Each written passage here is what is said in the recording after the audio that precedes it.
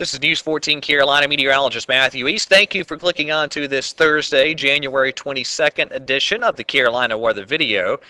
And a lot to talk about, really, so let's get into it here. First of all, this morning we have winter weather advisory still in effect for a lot of central North Carolina. That is something the Weather Service has started doing this year when there's the potential for black ice issues. That is the reason the winter weather advisory is out. No precipitation this morning, but that winter weather advisory out because of the concern of some black ice issues on area roadways this morning, especially the bridges and the overpasses, and especially in the spots that still have some snow on the ground this morning. Temperature-wise, pretty cold here in the Piedmont of North Carolina. We are in the upper teens to lower 20s in most instances, so well below freezing. Again this morning, we have an area of high pressure sitting over Florida, and that is going to give us a southwesterly flow of winds here over the next couple of days, meaning milder weather coming up on the radar across the lower 48.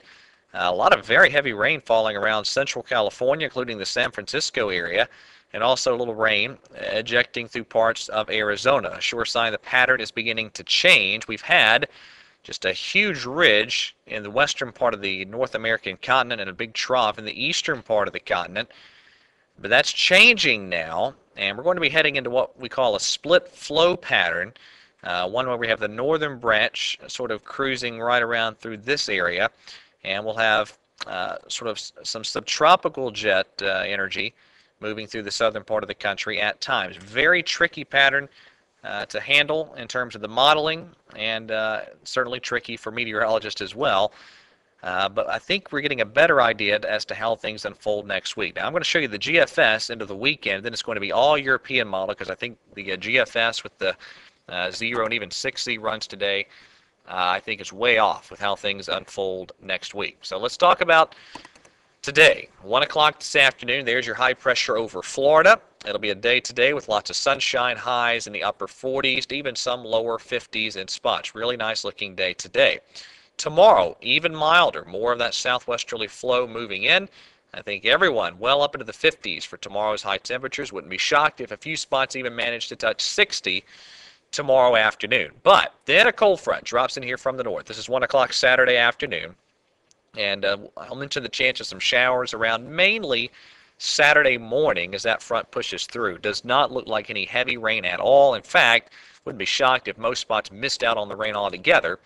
And then we're back into a chillier pattern on Sunday. I've left Sunday's forecast dry, but there certainly could be a lot of clouds around and chilly. High Sunday probably in the 40s. All right, let's switch over now to the European model. This is valid beginning Saturday evening, and what we're looking at, the color contours here, that is the 500 millibar pattern, and I know it might be tough to see on the video, but the lines, that's the surface pressure. So I'll sort of point out what we're looking at. This is, again, Saturday evening. Your cold front would be right in this general area, high pressure trying to build in behind it, and you have a lot of interesting things begin to happen out west. This is the relative humidity pattern up at 700 millibars. This is a good way to oftentimes tell where there might be some precip falling, and notice that zone of higher relative humidities, those shades of blue, mainly off to the south of North Carolina Saturday evening. Now let's go to Sunday evening. That's the overall pattern. Notice fairly zonal flow right at this point in time across the southern half of the country. A little bit of a precipitation chance possibly being indicated, especially up in the Ohio Valley. Around here, again, clouds. Can't rule out a little precip Sunday, but for this forecast package, I've left things dry. All right, let's get into next work week. This is Monday evening. Notice this big 500 millibar trough swinging into the western part of the country. High pressure centered over the northern plains.